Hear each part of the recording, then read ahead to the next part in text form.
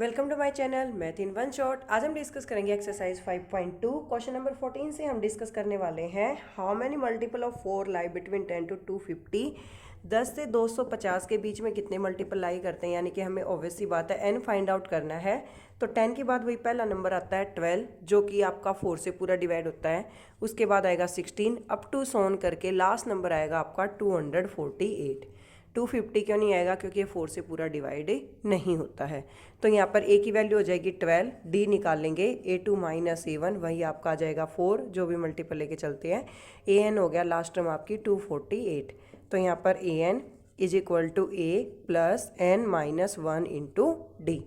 12 यहाँ पॉजिटिव है, second side हो जाएगा नेगेटिव, तो ये बच जाएगा 236। माइनस करोगे तब डिवाइड बाय 4, ये यहाँ मल्टीप्लाई है। देखो मैंने एक स्टेप स्किप कर दिया, मैं बता देती हूँ।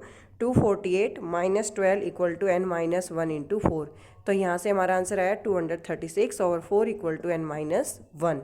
4 फाइव हो जाएगा भाई 20 और 4 9 हो जाएगा 36। ठीक है, कंप्लीट डिवाइड हो गया।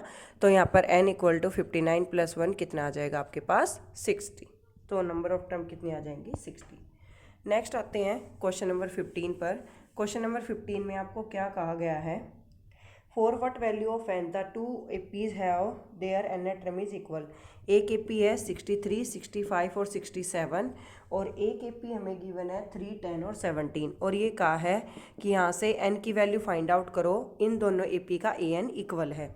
तो इसका ए एन निकाल लेते हैं। तो क्या आएगा? A plus N minus 1 into D. D कैसे निकालते हैं? A2 minus A1। तो 65 में से 63 को माइनस करोगे कितना आएगा? 2। तो ए एन आ जाएगा 63 प्लस 2n माइनस 2। क्योंकि कोई भी नंबर ब्रैकेट के बाहर होता है तो ब्रैकेट के अंदर हर किसी के साथ क्या होता है? मल्टीप्लाई। तो ये आ जाएगा 63 माइनस 1 61 प्लस 2n। ठीक है, यहाँ से भी निकाल लो ए एन। क्या आ जाएगा? a plus N minus 1 into D. 10 minus 3 आ गया 7 हमारे पास। तो ये आ जाएगा 3 प्लस 7n माइनस 7। तो ये आ जाएगा आपके पास 7n माइनस 4। ठीक है, 4 क्यों आया माइनस का? क्योंकि 7 बड़ा था, नेगेटिव था, 3 पॉजिटिव था। अब हमें अकॉर्डिंग टू द क्वेश्चन दोनों को इक्वेट करना है। तो 61 plus 2n equal to 7n minus 4। ये 4 इधर आके हो जाएगा भाई पॉजिटिव और 2n हो जाएगा आपका नेगेटिव। तो सिमिलरली 65 इज इक्वल टू आ जाएगा 5n और n की वैल्यू आ जाएगी भाई 65/5 यानी कि 13। तो यहाँ पर जो 30th टर्म होगी हमारी, वो हमारी यहाँ पर इक्वल हो जाएगी इस पर्टिकुलर एपीज में। नेक्स्ट डिस्कस करते हैं, नेक्स्ट क्वेश्चन पर आते हैं।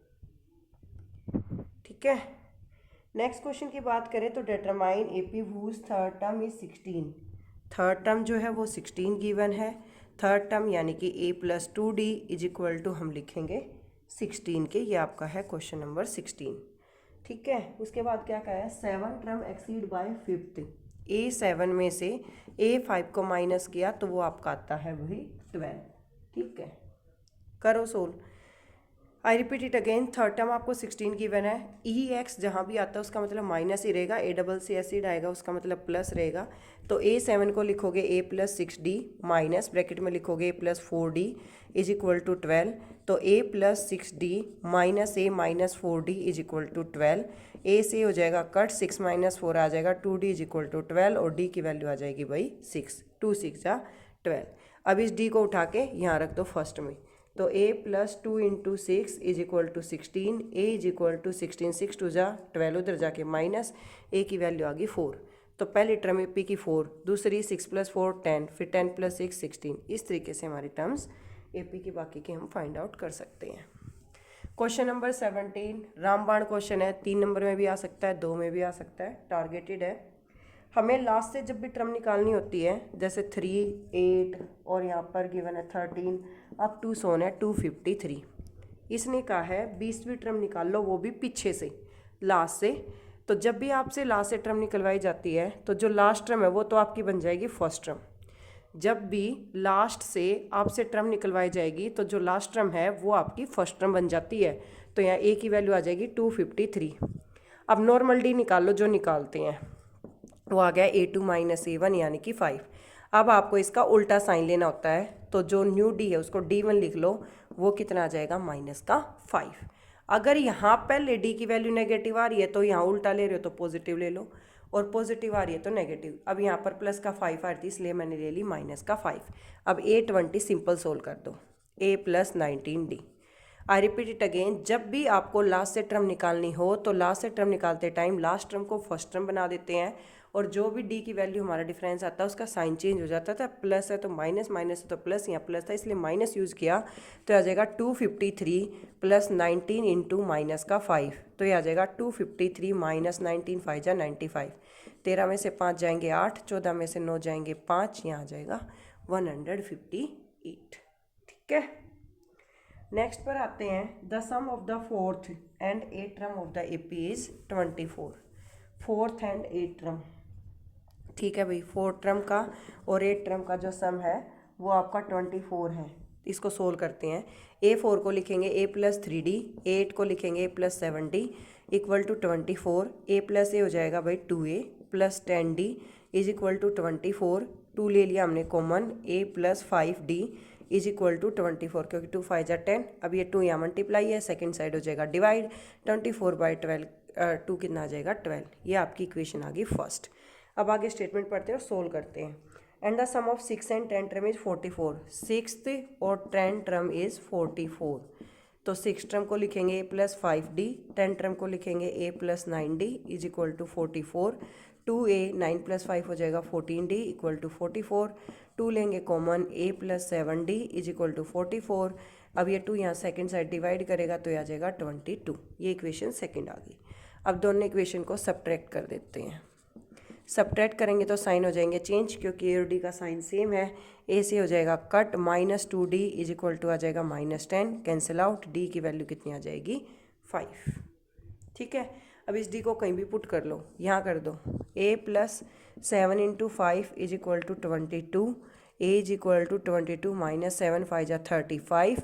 इसको सोल्व करोगे तो भाई 5 में से 3 यहाँ आ जाएगा 1, तो ये आ गई -13। ठीक है, आंसर चेक करना चाहो कर सकते हो, आंसर बिल्कुल करेक्ट ही आएगा, डिफरेंट नहीं आएगा। ठीक है, क्योंकि 7 5 जा 35 हो रहा है, 35 में से 13 को माइनस करोगे तो 22 ही आएगा। अब क्वेश्चन नंबर 19 और 20 दोनों के दोनों सेम हैं, उनमें से हम एक क्वेश्चन को डिस्कस करेंगे, एक आपके लिए मैं स्किप करूँगी। लास्ट क्वेश्चन है, रामकली से 5 इन द फर्स्ट वीक। पहले में 5 बचाती है तो एक ही वैल्यू होगी हमारी 5। उसके बाद क्या करती है, हर वीक का इंक्रीज़ करते हैं, इंक्रीज़ कर रही है, यानी कि डी की वैल्यू होगी 175। ठीक है, nth वीक n की वैल्यू फाइंड आउट करो, अगर an 20.75 है तो यहाँ पर सेम अप्लाई करेंगे। an is equal to A + n - 1 into D. D हो गया 1.75, इसको भी मैंने ब्रैकेट में कर दिया। यहाँ पर 5 आपका पॉजिटिव है, second side it will be negative, n - 1 into 1.75। ये आपका सेम टेक्सचर चलेगा। इसमें से इसको माइनस करोगे तो आएगा 15.75 divide by 1.75 equal to n - 1। अब एक चीज़ यहाँ पर ध्यान से देखो, 2 डेसिमल ऊपर है 2 नीचे है, कैंसिल आउट हो जाएंगे तो ये आ गया 9। यहाँ पर 1 भाई नेगेटिव है, सेकंड साइड हो जाएगा पॉजिटिव, तो n की वैल्यू आ जाएगी 10। तो 10 हफ्तों में वो इतने पैसे जुटा लेगी। Thank you so much for watching. For more videos, like, share and subscribe and comment in the comment section for more videos for any class.